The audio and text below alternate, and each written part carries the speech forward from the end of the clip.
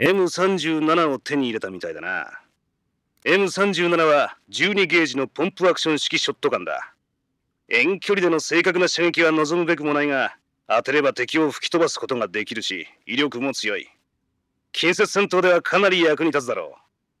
ただし、リロードには時間がかかるからそこは注意してくれよ。M37 の特徴は何と言っても軽いことだな。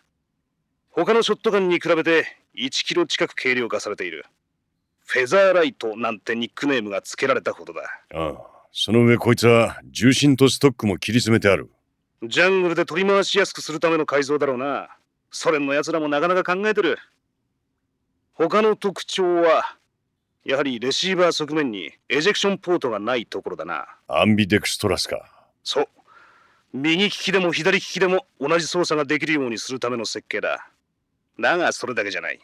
開口部が少ないということは野外で使用する際に泥やゴミが入りにくいということでもある。ジャングルで使うにはうってつけってことさ。なるほど。だがなぜ奴らがアメリカ製のショットガンを？そうだな。西側兵器の研究用ということもあるんだろうが。あんた、マレーシアのジャングル戦で SAS がショットガンを活用したって話は知ってるか？話だけは。ジャングルでは不意の遭遇戦が多くなる。だから短時間に大火力を施行できるショットガンは非常に有効と評価されたんだ。それからショットガンを好んで用いるポイントマンが増えているらしい。ボルギンの部隊もその戦術を研究しようとしてるのかもしれんな。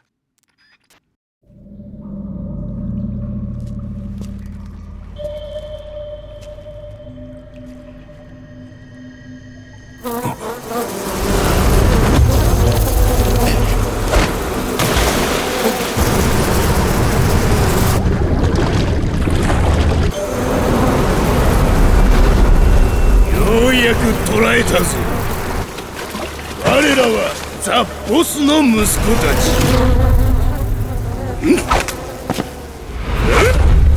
俺はザ・ペイン。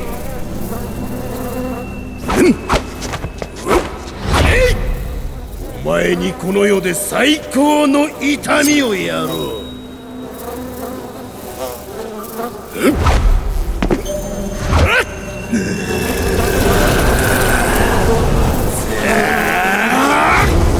行くぞ！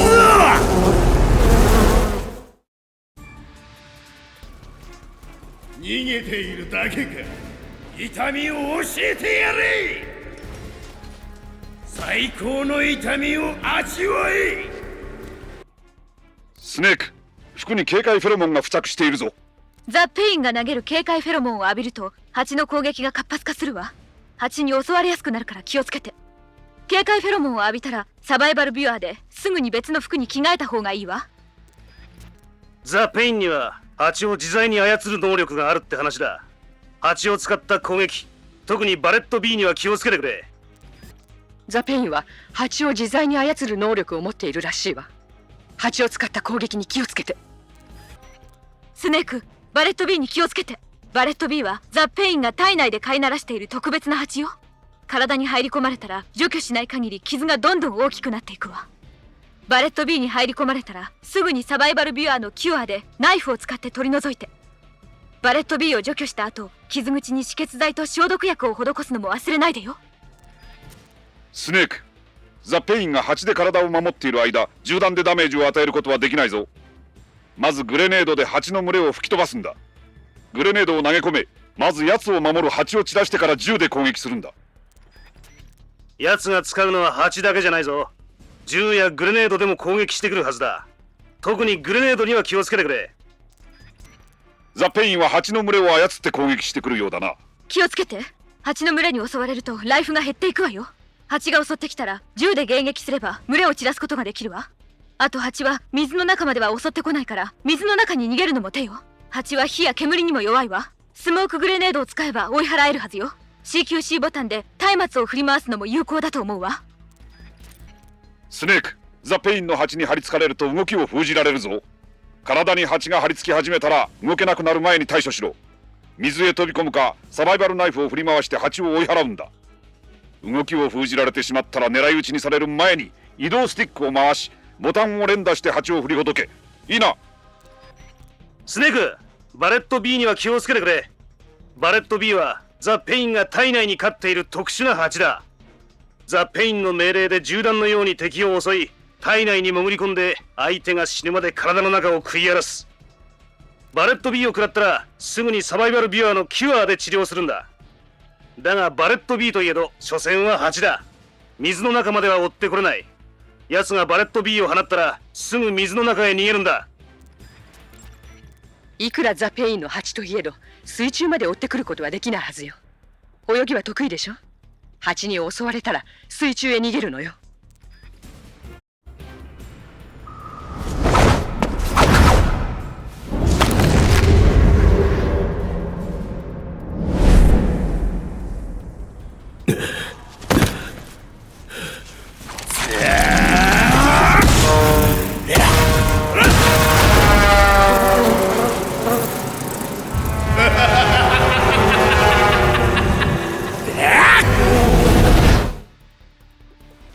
行ってこい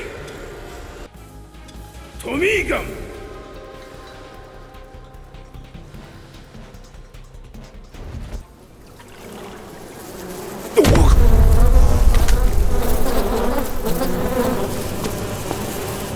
この感覚、この痛み、この痛みだ。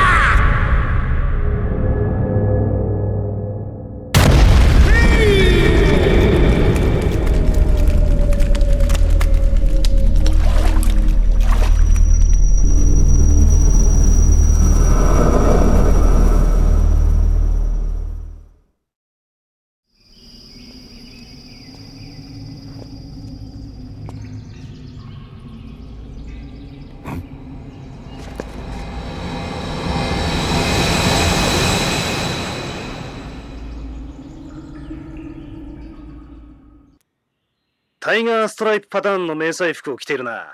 タイガーストライプは名前の通り虎の毛皮のような縞模様が特色の森林迷彩だ。南ベトナムで海兵隊が使用していたものなんだが、アメリカの軍事アドバイザーが着目して様々な特殊部隊へ導入が検討されているらしい。木や草の多いところでも有効だが、土や泥の上でも効果を発揮するはずだ。ウッドランドのフェイスペイントをしているな。ウッドランドのフェイスペイントは主に森での偽装効果が高いフェイスペイントだ。森林地帯へ潜入するときは効果を発揮するだろザ・ペインを倒したようだな。ああ、なんとかな。あんなのがまだ3人いるとは。 4人だ。え？コブラ部隊は4人だ。リーダーのザ・ボスを含めて。分かってる。ならいい。洞窟の出口はその奥にあるはずだ。奥へ進んでマングローブの水路へ出るんだ。スネーク、ザ・ペインを倒したのね。なんとかな。どう？ザ・ボスの仲間と戦った気持ちは。何が言いたい？知りたいだけよ。伝説のコブラ部隊と戦った感想ってやつをね。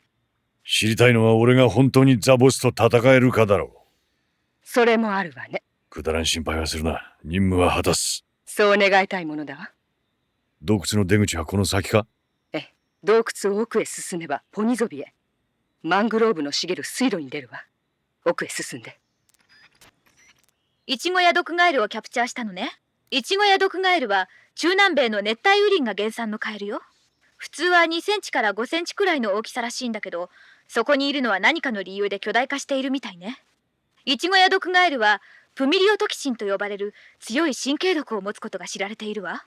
昔の人はその毒を矢に塗って狩りに使ったそうよ。食べたら食中毒を起こすから気をつけて。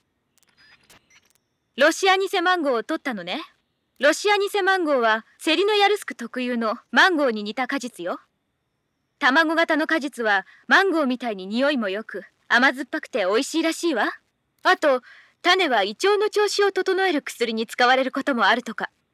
お腹を壊した時には役に立つかもね。そのエリアにはタイコブラがいるわよ。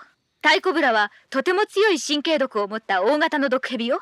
噛まれないように注意して。もし噛まれたらすぐにサバイバルビュアーのキュアーで血清を注射するのよ。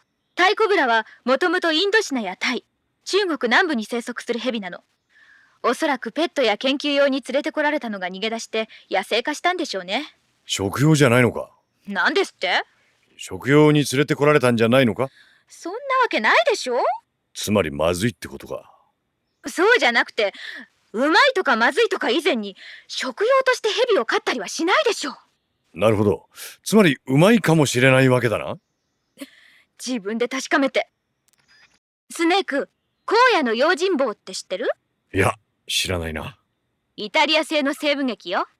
イタリアのさし詰めマカロニウエスタンだな。かっこいいのよ。主人公のガンさばきなんて特に。ガンさばき。私は少佐に教えられてイギリスで見たんだけど、本国ではまだ公開されていないの。でもあんなにかっこいいんだもの、きっと見られるようになるわ。スネークも必ず見てね。ああ。